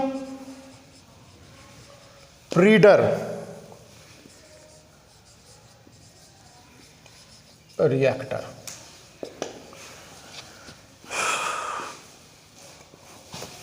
ठीक है, ये दो किस्म के हमारे पास जो है वो रिएक्टर्स होते हैं। तो जो प्रेशराइज्ड पावर रिएक्टर है, ठीक है, ये तो वही है ये जो हमने पीछे पढ़ा है। ठीक है, लेकिन वो मैं इसको थोड़ा सा यहाँ पर और इसकी फिगर बना देता हूँ इसको एलैबोरेट करने के लिए। तो पहले ये वाला जो है देखते हैं। ये वही रिएक्टर है जो आपने भी पीछे पढ़ा है, क्योंकि आपने वो हीट एक्सचेंजर और सारी वो चीज़ें पढ़ी। इसके अंदर वाटर फिल किया होता है आपने, ठीक है, या कूलेंट को फिल किया होता है, जो क्या करता है, स्टीम जो है उसको प्रोड्यूस करता है। तो पहले हम ऐसे करते हैं कि इसकी फिगर बना के देख लेते हैं पहले इस रिएक्टर की। ठीक है,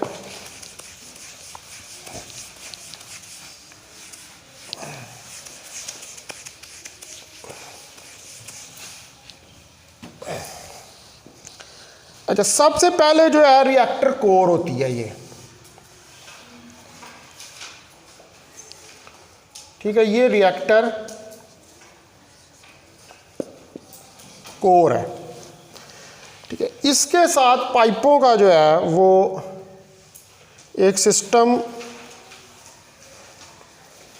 लगा होता है।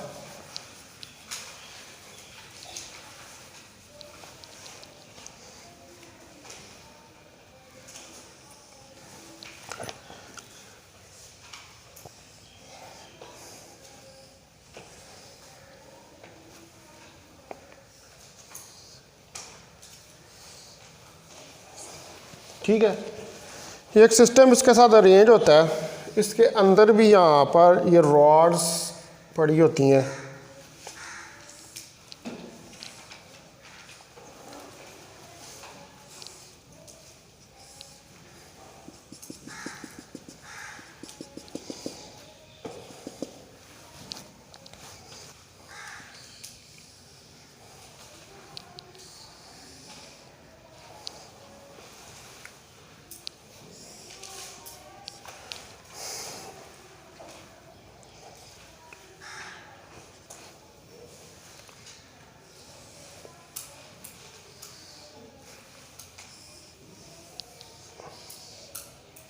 ठीक है, ये एक्चुअली सारा क्या कि पाइपों का एक जाल होता है। ठीक है, जो बिछा होता है उसके अंदर रिएक्टर के अंदर। तो यहाँ से भी ये एक जिग-जैग किस्म का पाइप जो है वो आके इसके साथ कनेक्ट होगा। ठीक है, यूँ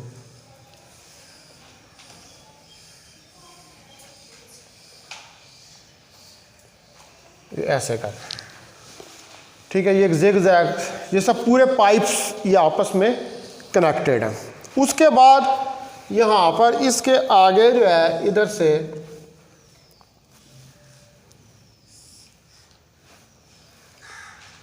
इधर लगा हुआ टरबाइन।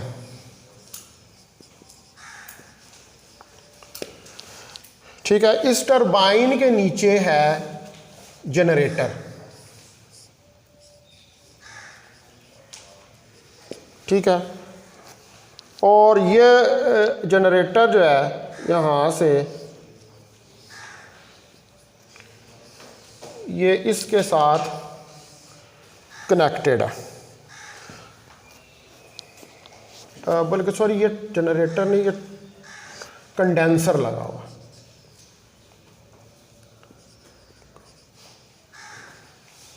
यह भी बताता हूँ कि कंडेंसर का क्या काम होता है। और ये यहाँ से क्या करता है, हीट एग्जॉस्ट। ठीक है, और इस जगह पर यहाँ पर जो है ये जनरेटर है। और इससे आपको क्या मिलती है, इलेक्ट्रिक पावर। ठीक है जी, ये इसके अंदर अब ये पूरा ये सारा जो है ना, ये जो भरा हुआ है इन पाइपों के अंदर, ये सब वाटर है। ठीक है, ये क्या है इसके अंदर, ये वाटर है, ये सारा वाटर इसके अंदर भरा हुआ है। ठीक है, ये आपकी कोर है, इसी कोर के अंदर आपका फ्यूल है जिसके अंदर यूरेनियम है, उसी के अंदर कंट्रोल रॉड्स हैं, उसी के अंदर क्या पड़ा हुआ है, मॉडरेटर। ये पूरे पाइप्स हैं, इनके अंदर एनर्जी जो है वो प्रोड्यूस होती है।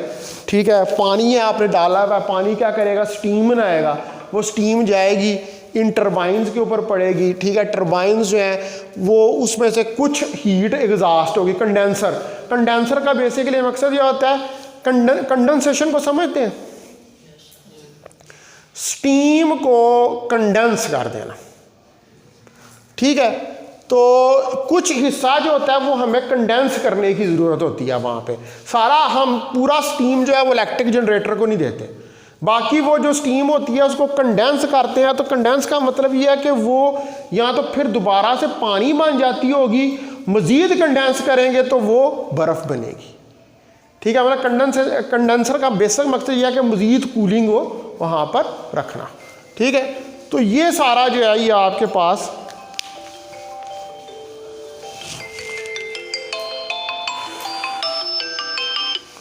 हेलो अस्सलाम वालेकुम।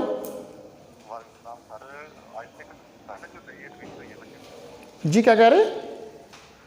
मैं कह रहा हूँ कि आज से वही क्लासें स्टार्ट हैं, वो जो न्यू क्लासें स्टार्ट हुई हैं। जी जी, वो तो परसों से हो गई हुई है शुरू, जो मॉर्निंग की तो कल की शुरू होगी, 29 से शुरू होगी है, इवनिंग की जो है वो आज से स्टार्ट होनी है। जो सर गाड़ी वाले हैं ना वो उसमें यकम से स्टार्ट करनी है, तो मदर नहीं पहुँच सकती, यकम से वो कल से स्टार्ट हो जाएगी आना। जी, वो कौन से डिसिप्लिन में है वो? नहीं, कौन सा, BS फिजिक्स में है, किस में है? मैं कहा कौन सा BS का रही है, फिजिक्स में या किसी और मैथ के अंदर, कौन सा BS कौन सा है? चलो ठीक है, कोई बात नहीं, आप कल उसको भेज दें। ठीक है, ओके।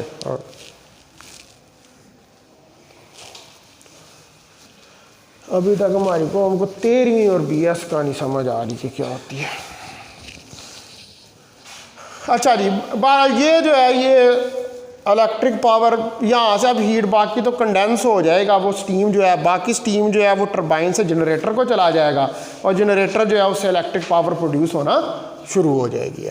ठीक है, तो आप ये देख सकते हैं कि ये प्रेशराइज्ड वाटर, हमने इस रिएक्टर को नाम दिया प्रेशराइज्ड वाटर। अब इसके अंदर ये पूरा वाटर जो सर्कुलेट कर रहा है वो अंडर प्रेशर है। ठीक है, किसके अंडर प्रेशर है? Under pressure of heat energy, जो हीट एनर्जी न्यूक्लियर फिशन के नतीजे के अंदर प्रोड्यूस हो रही है।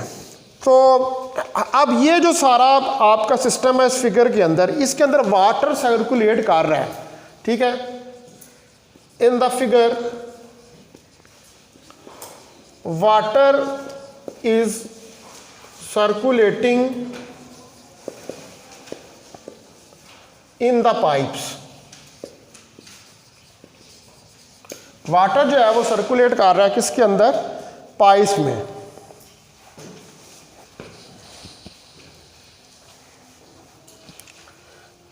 इन द कोर अंडर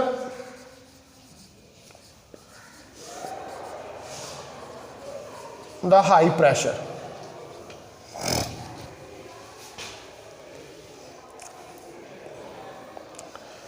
तो आप जारी बात है कि जब हाई प्रेशर है तो इस वाटर का बॉइलिंग पॉइंट फिर रेज हो जाएगा। ठीक है, hence it's boiling point is raised. इसका बॉइलिंग पॉइंट जो है वो इंक्रीज हो जाएगा too much high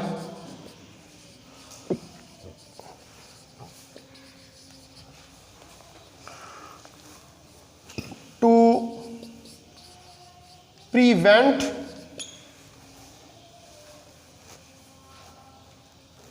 convert it to into steam. इतना हाई हो जाएगा कि ये उसको स्टीम में कन्वर्ट करना चाहेगा, उस वाटर को अंडर प्रेशर में।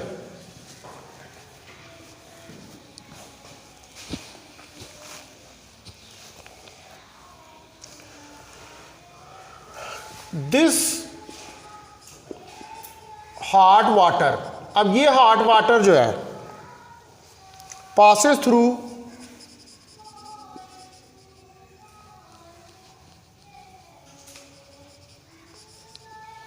through a second water system. एक ये वाटर सिस्टम लगा हुआ है, एक आगे उसके वाटर सिस्टम लगा हुआ है, सारे पाइपों का एक जाल बिछा हुआ है। तो वो ये हॉट वाटर जो है फिर पास करेगा सेकंड वाटर सिस्टम से, कॉल्ड द एक्सचेंजर।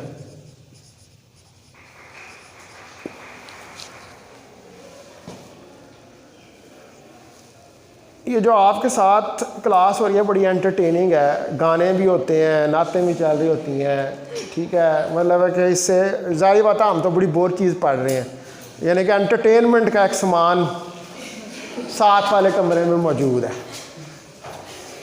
ठीक है।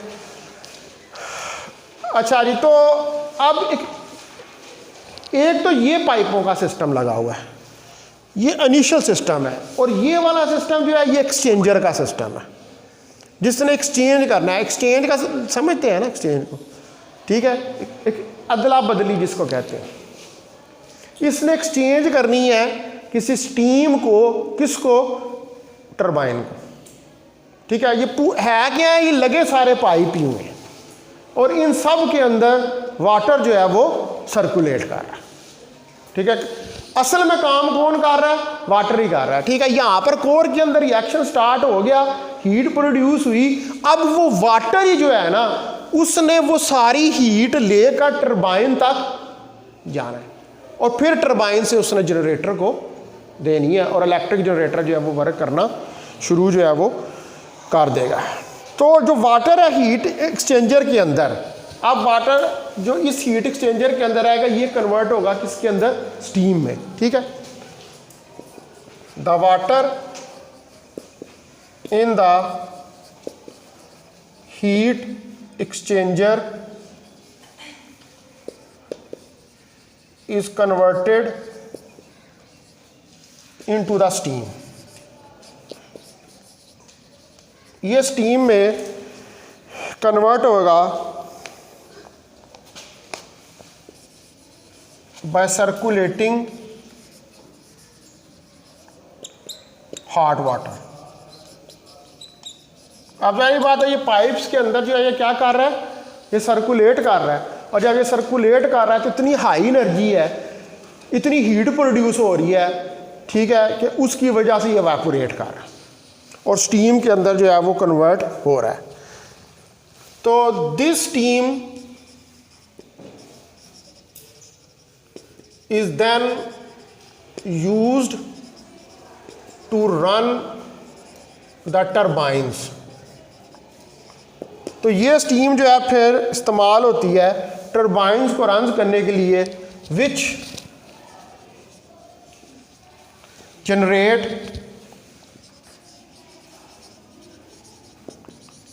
इलेक्ट्रिक पावर, जो कि फिर क्या जनरेट करते हैं, इलेक्ट्रिक पावर को।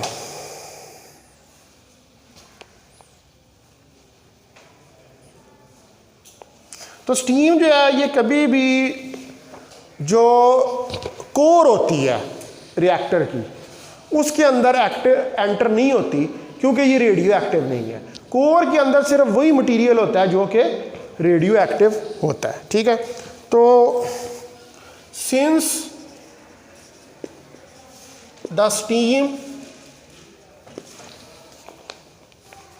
never enters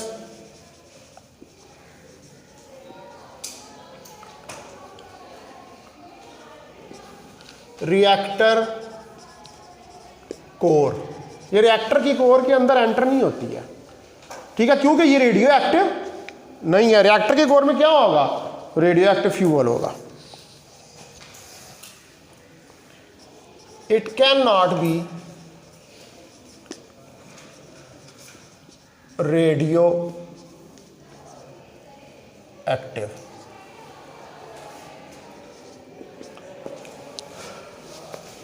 तो ये रेडियो एक्टिव जो है ये चूंकि नहीं है, इसलिए कोर के अंदर एंटर नहीं होती। ठीक है जी, ये अब था पहला, इसी के पार्ट्स आपने पीछे सारे जो हैं वो पढ़े हैं। और ये जो प्रेशराइज्ड रिएक्टर होता है ये बेसिकली यूज़ होता है कंट्रोल्ड फिशन रिएक्शन को प्रोसीड करने के लिए, यानी कि जिसके ज़रिए हम यूज़फुल एनर्जी हासिल करते हैं। अब इससे अगला जो दूसरा है, जो ब्रीडर रिएक्टर है, जिसको लिक्विड मेटल रिएक्टर भी कहते हैं। ठीक है, अब जाहिर बात है, एक तो पीसफुल पर्पज़ के लिए चाहिए, दूसरा को तबाही मचाने के लिए चाहिए। ठीक है, तो अब ये जो दूसरा रिएक्टर हम पढ़ने लगे हैं ये बेसिकली इस्तेमाल होता है एटॉमिक बम को बनाने के लिए।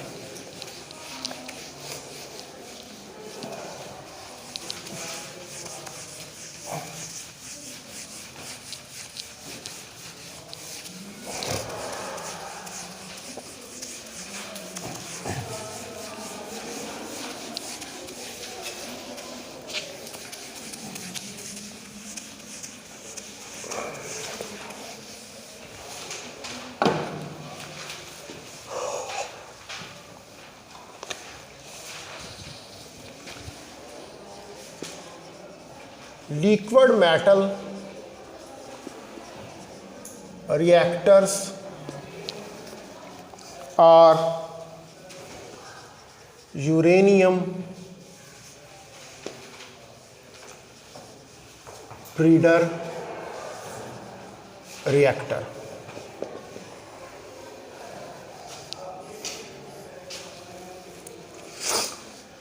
अब जो आपका नेचुरल यूरेनियम है, ठीक है, उस नेचुरल यूरेनियम के अंदर जो लार्ज फिशन क्रॉस सेक्शन है, ठीक है, वो यूरेनियम 235 का है। मैंने कहा यूरेनियम 235 जो है उसको आप यूज़ करते हैं यूज़फुल पर्पस के लिए, फिशन जनरेट करने के लिए। लेकिन जो अदर आइसोटोप है यूरेनियम 23892, तो ये जो प्रैक्टिकल पर्पस है इसका वो फिशनेबल नहीं है। ठीक है, तो नेचुरल अकरिंग जो यूरेनियम है उसके अंदर जो लाइटर आइसोटोप है यूरेनियम 235, ये 0.7% है, आपको पहले भी बताया। और अदर आइसोटोप जो यूरेनियम 238 है वो 99.1% है। और यूरेनियम 238 जो है ये 140 टाइम मोर अबंडेंट है। अबंडेंट का मतलब होता है ज़्यादती, इसकी 140 गुना ये ज़्यादा मौजूद है यूरेनियम 23592 के मुकाबले में इन नेचुरल यूरेनियम। यानी कि ये आइसोटोप हासिल करना बहुत आसान है एज़ कम्पेयर टू के आप यूरेनियम 235 या 92 को हासिल करें। तो ये रेशो जो है ये मेक करती है कि जो फिशन चेन रिएक्शन है impossible in natural uranium. Natural uranium के अंदर, अब नेचुरल यूरेनियम का मतलब है कि उसके अंदर से आइसोटोप नहीं निकाला हुआ। यूरेनियम 238 तो आइसोटोप है, ठीक है, वो मास स्पेक्ट्रोग्राफ आपने शायद पढ़ा होगा, एफएससी की किताब सेकंड ईयर की खोल के देखना, उसके अंदर जो आखिरी चैप्टर है न्यूक्लियर फिजिक्स का, उसके अंदर उसने मास स्पेक्ट्रोग्राफ बताया, उसमें बताया कि किस तरह हम आइसोटोप्स जो कि एक एलिमेंट के होते हैं उनको किस तरह अलहदा करते हैं। ठीक है, तो अब जो अबंडेंस है यानी कि जो ज़्यादती है वो किसकी है, वो यूरेनियम 23892 की है। और ये रेशो जो है ये क्या करती है, ये इम्पॉसिबल कर देती है कि फिशन रिएक्शन जो है वो करे यूरेनियम के अंदर, क्योंकि जो most of the fast neutrons हैं जो प्रोड्यूस होते हैं फिशन में ऑफ यूरेनियम 23592, उनको स्लो डाउन किया जाता है energies less than 1 mega electron volt.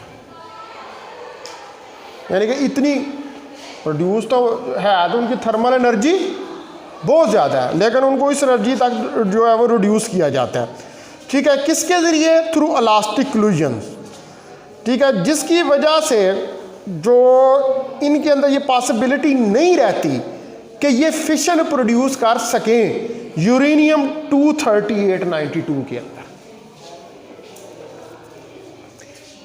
इस सारे का मतलब ये है कि यूरेनियम 23892 के अंदर फिशन को प्रोड्यूस करने के लिए हमें स्लो न्यूट्रॉन नहीं चाहिए कि जिनकी आपने एनर्जी जो है वो 1 मेगा इलेक्ट्रॉन वोल्ट से भी कम कर दी है।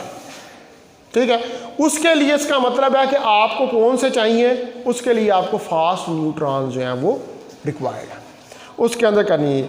तो ये शो करता है कि जो न्यूट्रॉन प्रोड्यूस होते हैं यूरेनियम 23592 के अंदर, इनकी अमाउंट जो है वो बड़ी स्मॉल होती है of this isotope in the natural uranium. अब जाहिर बात है यूरेनियम 0.7% है और जो यूरेनियम 23892 है वो 99.1% है। तो यूरेनियम 23892 के मुकाबले में तो ये बहुत कम है। ठीक है, बहुत थोड़ा है। तो जो प्रोबेबिलिटी है कोलिजन्स की स्लो न्यूट्रॉन्स की विद यूरेनियम 235 इज़ निग्लिजिबली स्मॉल, मतलब बहुत कम, इतना थोड़ा होता है कि वो बहुत कम हो। ये क्या बात कर रहा है? वो नेचुरल यूरेनियम की कर रहा है अभी बात, कि नेचुरल यूरेनियम के अंदर क्या अभी उसने आइसोटोप्स को अलहदा नहीं किया। वो कह रहा है कि नेचुरल यूरेनियम के अंदर फिशन रिएक्शन को इनिशिएट करना पॉसिबल नहीं है। आपने जब भी फिशन रिएक्शन को इनिशिएट करना है तो उसके लिए आपको आइसोटोप को अलहदा करना पड़ेगा, इनरिचमेंट करनी पड़ती है। वो आगे आएगा, इससे अगला टॉपिक जो है वो इनरिचमेंट का ही है। ठीक है, तो इसलिए जो फिशन चेन रिएक्शन है इनको आप मेंटेन नहीं कर सकते नेचुरल यूरेनियम के अंदर, मतलब सिर्फ जो सादा यूरेनियम है जिसका कोई आइसोटोप आपने अभी अलहदा नहीं किया हुआ। लेकिन जो एक और अदर फिशन मटीरियल है जो स्लो न्यूट्रॉन्स के साथ फिशर को प्रोड्यूस करता है, उसको हम कहते हैं प्लूटोनियम 239 Pu 23994। ठीक है, which does not occur in nature, ये नेचर के अंदर नहीं पाया जाता।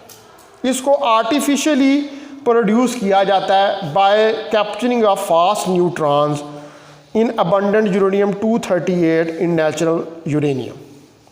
यानी कि ये जो प्लूटोनियम है इसके अंदर फास्ट न्यूट्रॉन्स को बम्बार्ड करके इसके ऊपर, जब फास्ट न्यूट्रॉन बम्बार्ड करते हैं यूरेनियम 23892 के ऊपर, तो ये फास्ट न्यूट्रॉन्स को कैप्चर करता है और कैप्चर करने के बाद ये यूरेनियम 23994 का एक और आइसोटोप बन जाता है यूरेनियम का।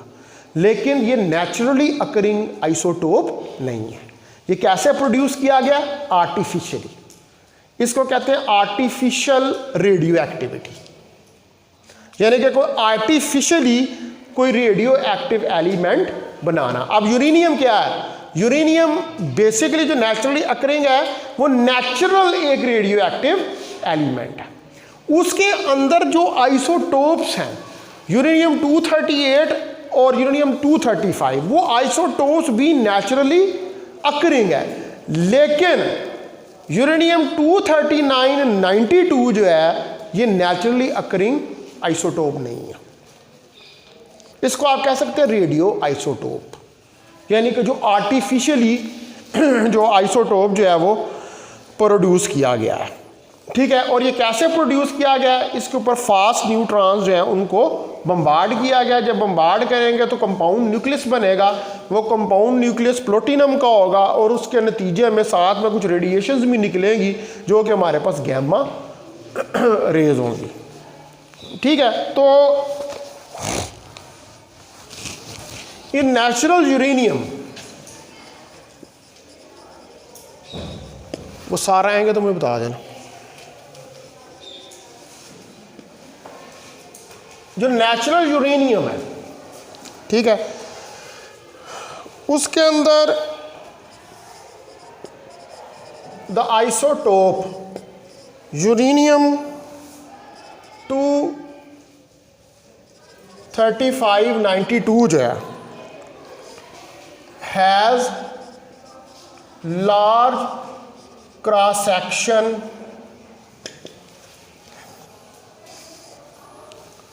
while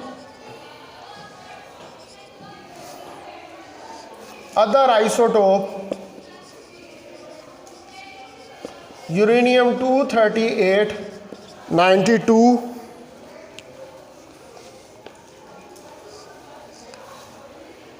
is for all practical purpose is not fissionable. ये एक फिशनेबल मटेरियल नहीं है।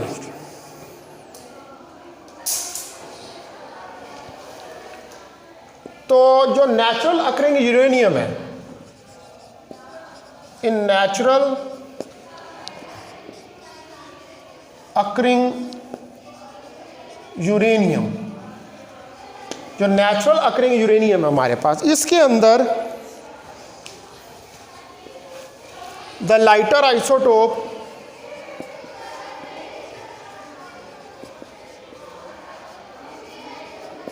जो लाइटर आइसोटोप है uranium 235 92 is only 0.7% and other uranium 238 92 is 99.1%। अच्छा,